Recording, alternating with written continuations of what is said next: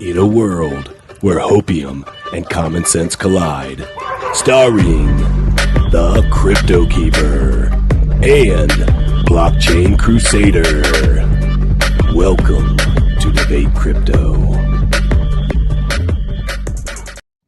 Question everything. Trust nothing. It's your boys, Keeper and Crusader, and hey, it's been a long break. Crusader, I feel like I'm the new guy on the show right now. I'm like coming back. Got a little bit of first day jitters, you know. What's this going to go like? How are things going to go? But Crypto Fam, I'm super excited to be back. Did spend some time away with the family. Crusader held it down as he always does. I'm really excited to be back. How was, you've probably talked with other people about this, but we've had some different conversations. How was your Christmas break, New Year's break? Did you get into anything exciting? No, just a lot of stress. A lot of stress. Well, Crypto Fam, we're hoping to maybe help y'all alleviate some stress as we move farther into this year. And one of the ways you can alleviate that stress is to be prepared. Some of the things that people look at in life and say, well, what am I going to do about this? What am I going to do about that? We're trying to help you prepare as it relates to crypto. That's what we're here for. We're here to help you with that. And then also with Danger Close Alpha, we're here to help you prepare, get your lives in order, take care of yourselves and your family. So make sure that you jump in and get involved in the Discord. A lot going on over there. Well, let me just go ahead and drop it now.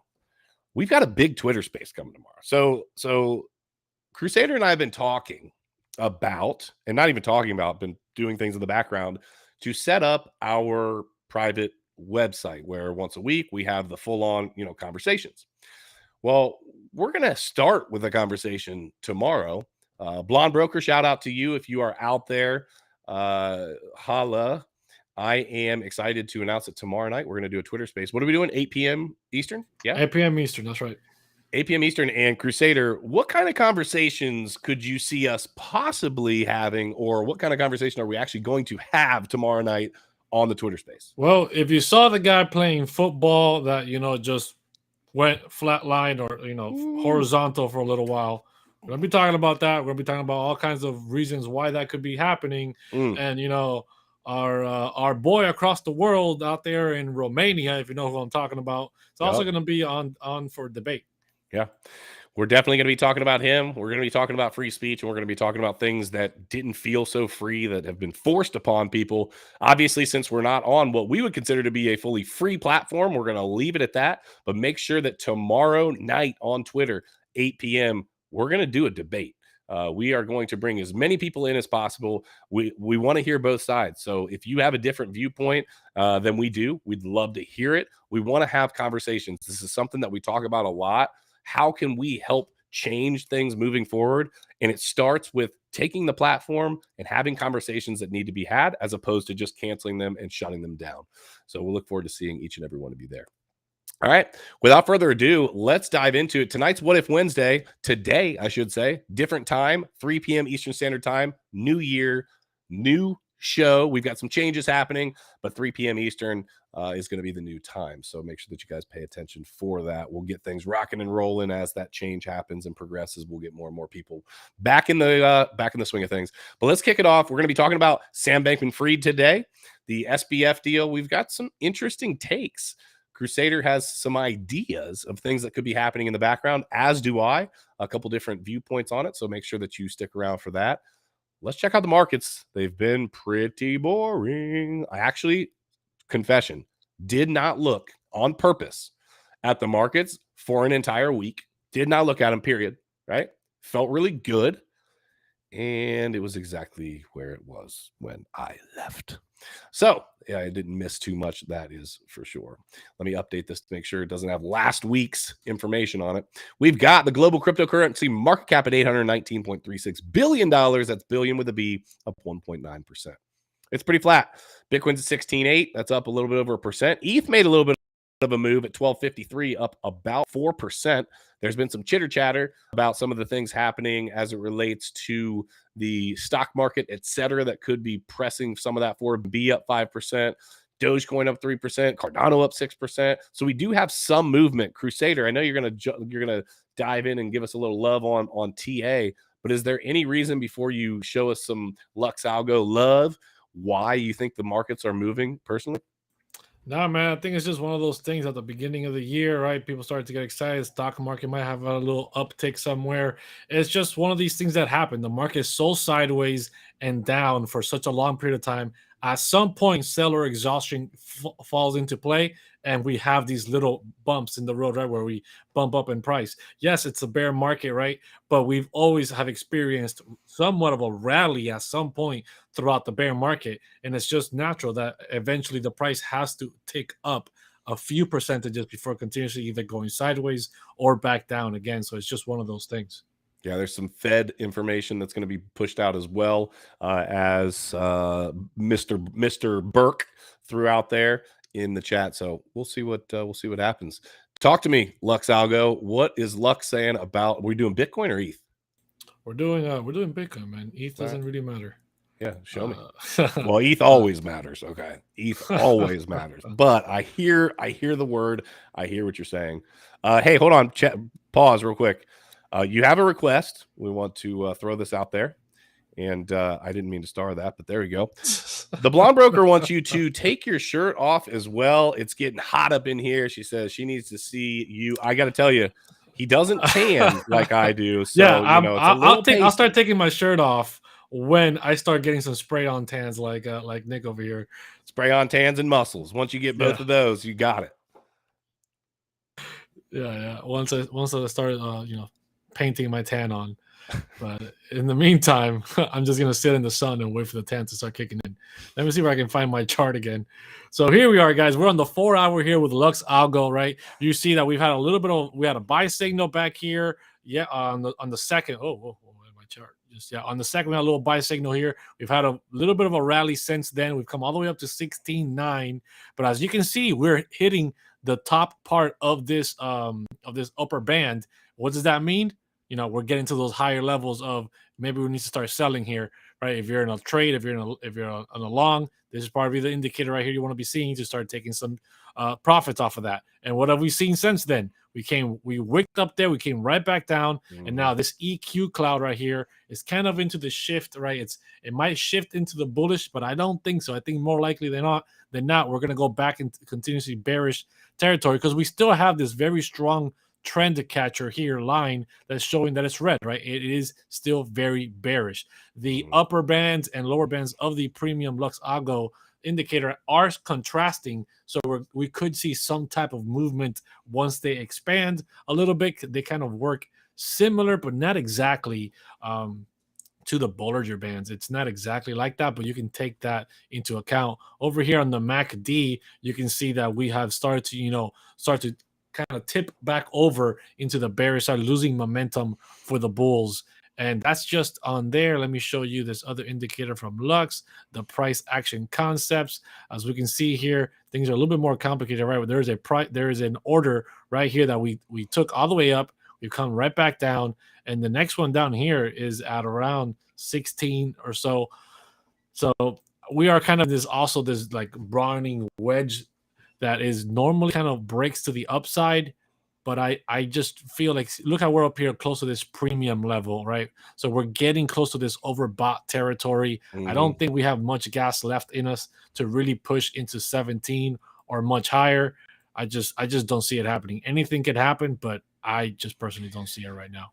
Yeah, and if you guys are looking for some love in terms of Lux Algo trying to help you with your trading, a lot of people that have been making money right now are trading because the markets have been doing two things. One, they've kind of been doing nothing, but at the same time, they've been ranging. And if you listen to somebody like Magic Internet Money, somebody like CVO, CryptoFace, guess what? They're all still making money, right? Forest, they're all making money. Why are they making money? Because they're able to use indicators that they see in the charts and help them know, hey, we're headed this way, we're headed that way, whatever the case may be. And that's what Lux Algo does, basically gives you some nice indications.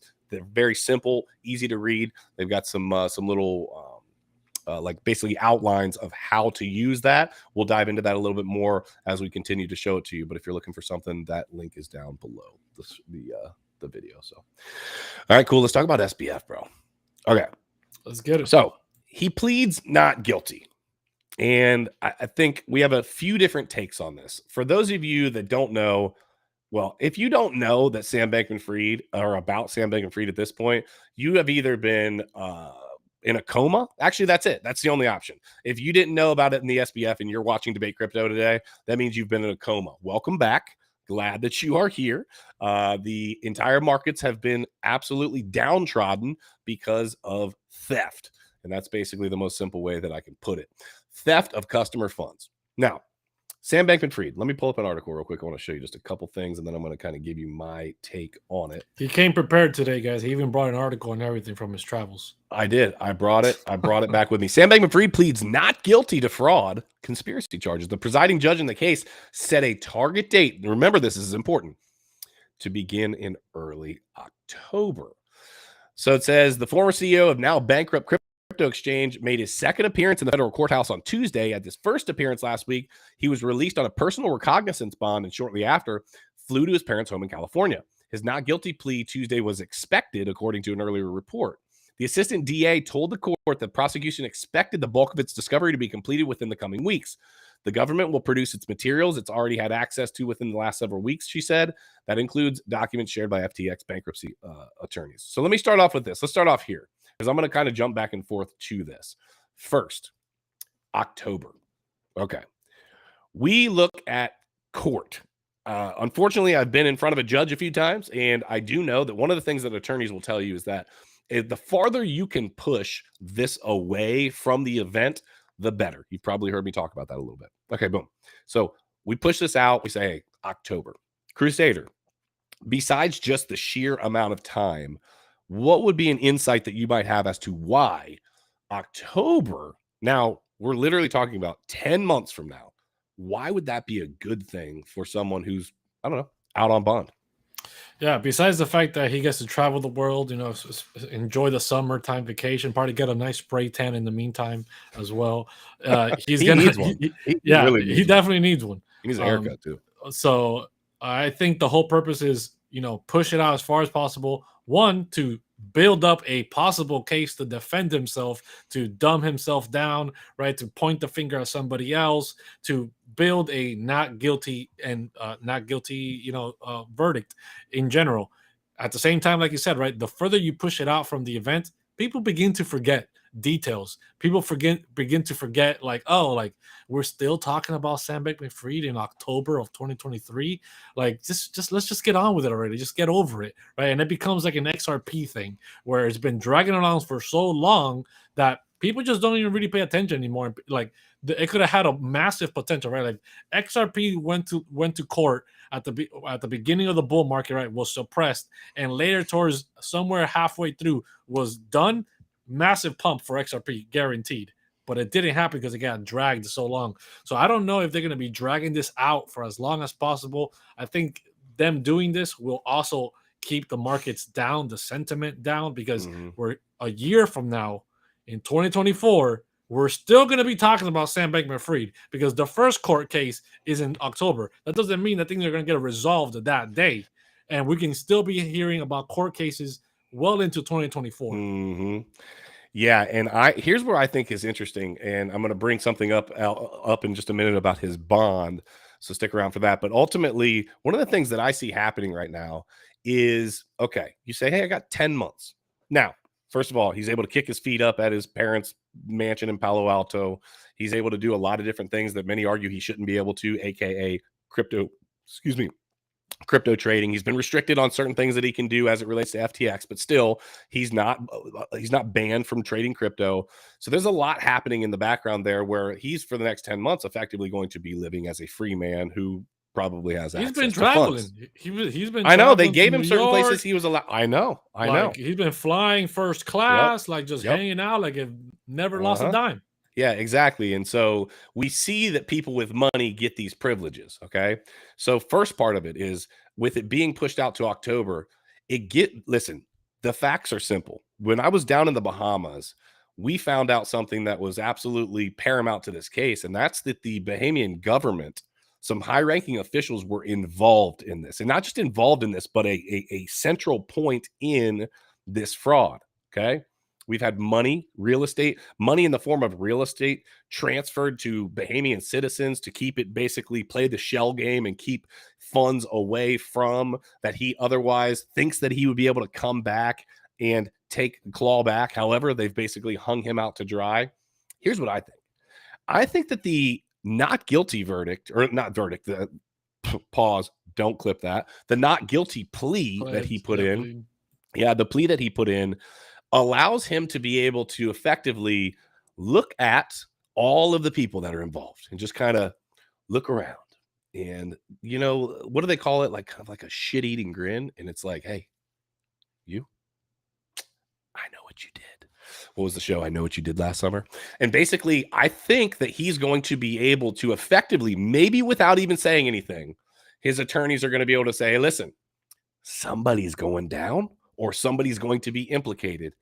And it's not going to be my client. And it gives them the opportunity. Crusader, you were talking about this with me earlier. It gives them an opportunity to present doubt. Okay. The state, the feds have to come with a case that show that he is guilty beyond a reasonable doubt. Well, guess what? There had to be a reason that his attorneys were letting him act like a bumbling child on Twitter, telling people that he had no idea how he had mismanaged these funds and just acting as if he didn't understand. It's all part of the game plan. I think the other part of the game plan is there are people in high-ranking places, both in the United States and in the Bahamas, that were involved that do not want the truth getting out. So what does that do?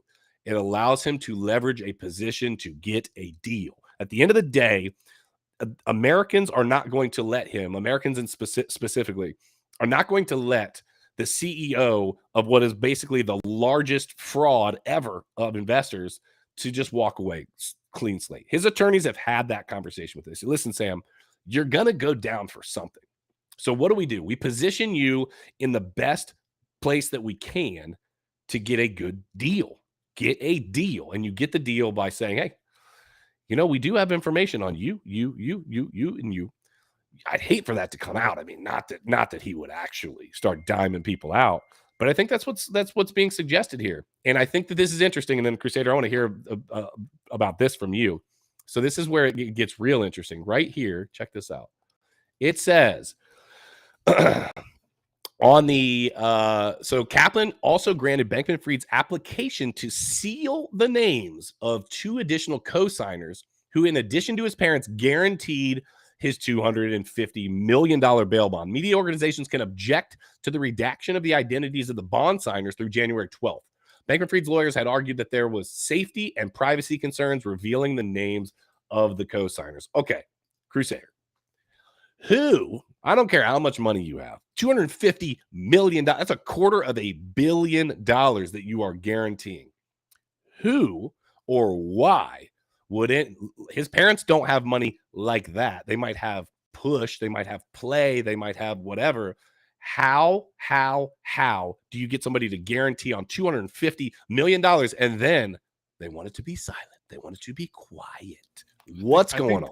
I think their real estate portfolios shows something different. But outside of that, I mean, who knows? Maybe some Nancy Pelosi's in there, some Maxine Waters.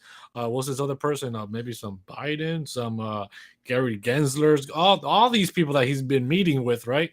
Going to the SEC, going to the White House multiple times throughout the whole year. Supposedly now it was to talk about the fog around the world. A crypto guy, a money guy, talking to the president about fog around the world, right? I don't think so.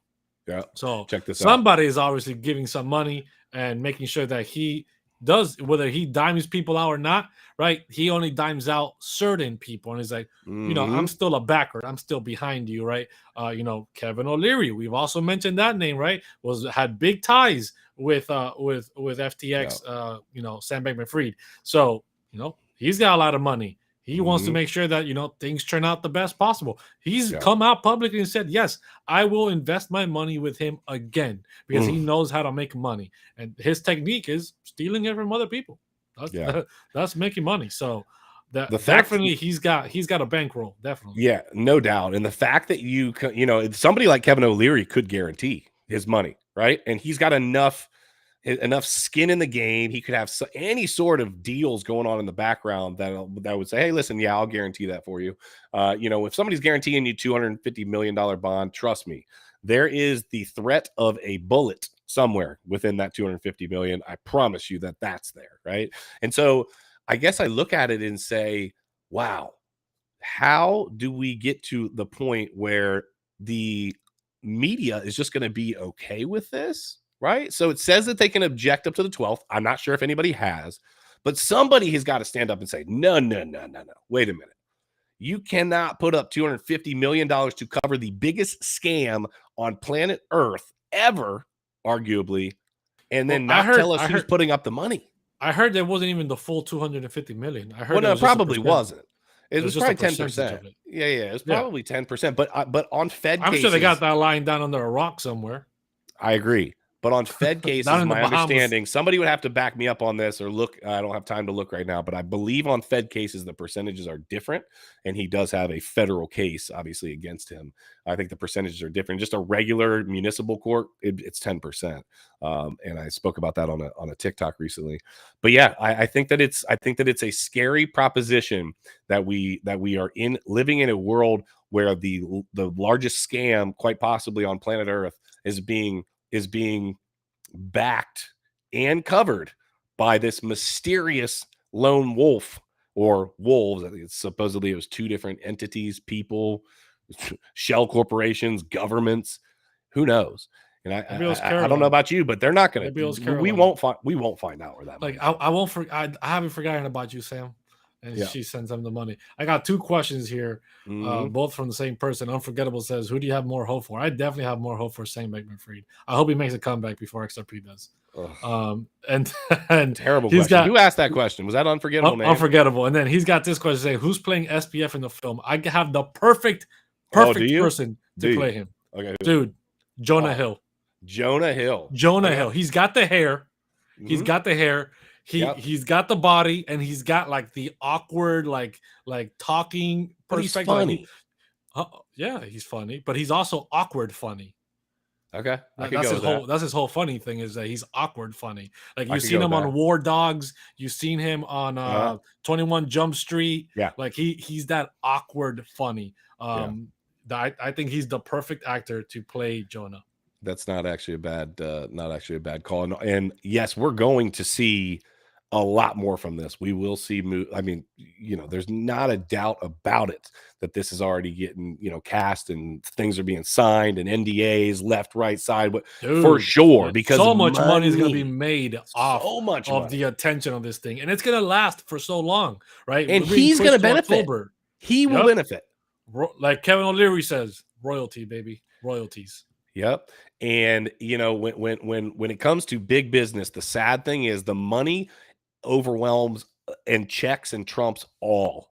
The fact that we're having a conversation about what was somewhere between an $8 billion and $50 billion defrauding of investors in the United States that supposedly, our government and everybody wants to protect.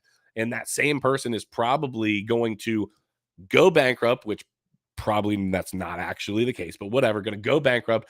And then after doing some sort of white collar time is going to come back wealthy again. It's like, what are we doing? And he's paying for security. If you saw somebody in the chat, we said like 10K a month, 10K a week. I think. 10K a week. Okay. I think it was 10K a week. I could be wrong. I don't know. That's what somebody said in the comments. But and he's walking around free for the next full year. Walking around free for the next full year. This is going to be a topic, right? Regulation is going to be all based off of this, and when regulations are talked about, they're all going to be pointing the finger back at Sam Bankman-Fried and FTX for the next 2 years. That's all this is going to be talked about.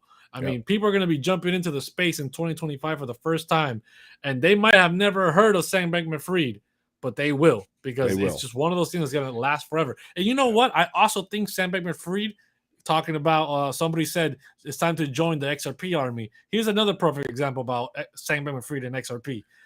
Who else had a massive scam and scandal and then continued to proceed on to launch XRP? What's his name? I don't know. What's his name? Say his name. I don't know. Say his name. You know his name. You know his name. I don't know. I think his name is Jed. Right, he was tied up with Mt. Gox, right? The biggest at the time scam ever, and it ran for how many years to try to get the money back from Mt. Gox? for so many years. Yeah.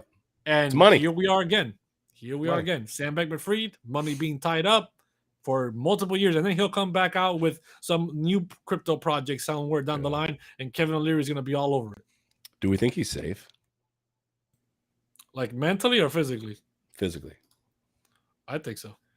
So that's a great question. Who said that? BGC. Great question. Says, do you think SBF is safe? And I think that it's a conversation that basically can be answered this way. What's the outcome going to be? Who knows already what that outcome is going to be? And who is going to be protected or who's going to be dimed out? If it comes out that a massive player in the government is involved in this in a way that, let's put it this way. If Joe Biden was, let's just say, like an intricate part of this, or Gary Gensler was like flat out, boom, on paper, you're part of it, here it is, boom, and they're going to dime him out, then no, I don't think he's safe. I don't. I think if he wasn't safe, he would have never walked out of his penthouse. I think at the Bahamas, he would have been. So you think he's comfortable? You think he's absolutely comfortable that he's not going to end up Epstein? Like he knows that he's he would have been. He would have been Epstein. Or he's been reassured at the Bahamas. He would have been Epstein at the Bahamas. Think about it. You go off the books, out of the country. You do what you got to do. You take care of business, and then you come back. And then that's it. It's done. It's dealt with. It happened in another country. We have no ways of proving it or nothing, right? Just one day, he was really sad and really depressed about everything that was happening, and he didn't walk out of his bedroom. Yeah. And, his parents found him. Yeah, they have all sorts of different ways and means to present these issues. They have him walking around for a whole year now for free, just walking around freely. Yeah, he has security, all this stuff. Yeah. If they were gonna do something, do you think Epstein didn't have security? You think Epstein didn't have when the time came down to drop the hammer on him? It was instant. It was quick. There was no ifs, ands, or buts about it. Same thing with Julian Assange, right? All the cameras are down. Right, exactly. Yeah, cameras were down that night. Everything. Security fell asleep. If you've ever heard the story on the Epstein thing, it's too much to actually happen in the same evening for that to make any sense. Hung himself from a position that was not even as tall as he is, so he would have to say those words. Okay, he deleted himself. He deleted himself. Yeah. So here we are again on the conversations on the YouTubes. Right? These are the conversations. That's exactly what I was about to say. These are the real conversations that we could heavily go into that we're going to be doing on our website, and tomorrow night on the Twitter space, we're going to be talking about a guy that's name rhymes with Slandrew Late. And we're going to be talking about him. We're going to be talking about free speech. We're going to be talking about the top G. That's right. And then we are going to be talking about the things. The football player that just went horizontal. Yeah, like it's a normal, common thing. But we're going to talk about all that tomorrow night. This part of the show is brought to you by Danger Close Alpha. We want to give you the prepper tip of the day. So we're going to take a brief pause. For those of you that don't know what a Faraday cage is, I want to show you one, and we're going to take a little brief pause. It's where you put the XRP army when they come after you. Listen, you better put your XRP in a Faraday cage, because if we do get an EMP, you need that protected, brother, because I got my hundreds of millions and billions of dollars. What would be tens of billions at 50K, I guess, something like that. We talked to Zach Rector about it. So in order to understand how a Faraday cage works, you need a basic understanding of how electricity operates in conductors. Metal objects such as aluminum mesh are conductors, and they have electrons that move around them. When no charge is present, the conductor is roughly the same number of commingling positive and negative particles. Okay, boom. Basically, what's happening here? If an external object with a charge approaches the conductor, the positive and negative separate, and then the charge on the opposites of that external charge are drawn to that external object. What's that mean? It means that it's a cage that basically grabs whatever electromagnetic field or charge comes to it, and it does not allow that charge to get inside of it. It is held outside of it. In airports, you will see people get caught bringing stuff in with foil, like wrapped in foil, or they outline their bags in foil, because ultimately it doesn't allow the readings to happen the way that they normally, the X-ray stuff to emit that way. So how can this be useful to you? Well, for prepping, as it relates to prepping, what do? We talk about hardware wallets. Addison is actually sleeping right now. She wants to remind you, get your ledger. That link is down below the video. But ultimately, we can put those in a Faraday cage. that is something that if we get what a lot of people believe will happen, an EMP or something of that sort, it will protect. Flare, dude, it can be a natural cause. A solar flare can cause an EMP. Yep, and I love this. Burke said $7 on Amazon. They've got bags for phones. We've tested them. No signals in or out. Alarm still works, of course.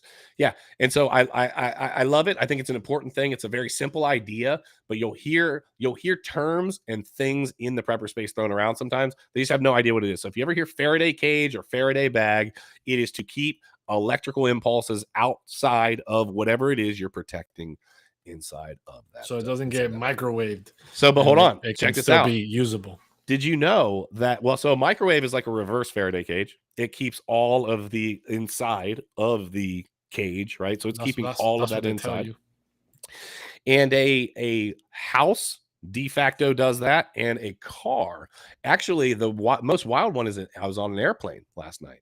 The Traveler Keeper, and an airplane, same thing. So you're inside this big aluminum shell. Lightning strikes airplanes all the time, and it hits, and it basically the particles, negative and positive, go opposite directions all the way around, and has no way to get inside the plane. So that's what's happening there. So if you're looking to kind of protect some of your assets, especially a hardware wallet that you got from your boys here down below the video, make sure to check out a little Faraday cage. Apparently $7 on Amazon. We don't have a link for that, but no, but go get one. I mean, protect your assets, right? Protect your hardware wallet. It's going to be necessary when things go sideways. Yeah. So I guess kind of winding things up and bringing this to a close, I see the Sam Bankman-Fried thing going. Obviously, you can see it one of two going the extra mile. We're going to it'll for sure do that. We'll be talking about this for a long time. But I think what ultimately happens is that he has to be held accountable on some level. And I think the farther they drag this out, the farther they get away from it, the more people he can kind of point fingers and have his attorneys position, stories and news media like, oh, this person was involved. Oh, and when enough people and enough fingers get pointed, they're able to create what we call reasonable doubt. And once reasonable doubt is created, because listen, the state, the feds have to literally beyond a reasonable doubt show that he was guilty.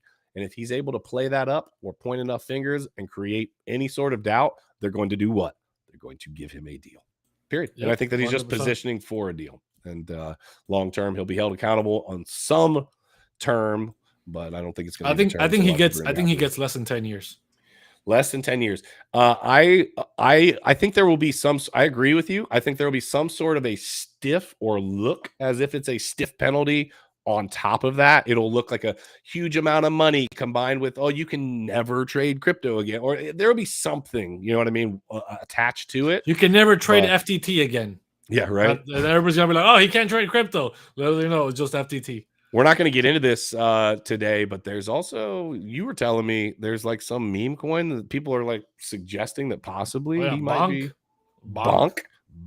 He's about to get bonked if he outs the wrong people. I'll tell you that. So Crypto fam, we love you guys. We appreciate you for being here. Glad to be back. We will be getting after it every single day, Monday through Saturday, 3 p.m. Eastern Standard Time. So change your calendars, mark it down, 3 p.m. Eastern. That's 12 p.m. Pacific. Make sure that you guys are here. Get involved in the Discord. Tomorrow night, 8 p.m. Eastern Standard Time. Come with us and Blonde Broker. I think Fully Voxed and J-Chains might be on there too. We're talking, there's a number of people that I believe are going to try to be on there with us tomorrow night. Haven't confirmed everybody, but we're going to be talking about schmaxines. We're going to be talking about schmandulate, and we're going to be talking about free speech because, we can't have totally free speech here. So is what it is. Crusader, you got anything else? Nah, man. That's it. Okay. Question everything. Well, trust nothing. Are we switching that up? Did you just switch you it up? You seemed like you were hesitating. I know you've been away from the show a couple of days, right? A couple of weeks, maybe. Let's regroup. This is how we close out the show, right? Let's go. 1, 2, 3, go. Question everything. Trust nothing. Until next time. Huddle like it's no. Until next time. No, I know, but until next time, question everything. No. Question everything, trust nothing. And until next time, hodl like it's hot. Until next time, hodl like it's hot. Man, I'm telling you. Butchered. I'm telling you. Butchered. We love you guys. We'll see you soon. See you guys.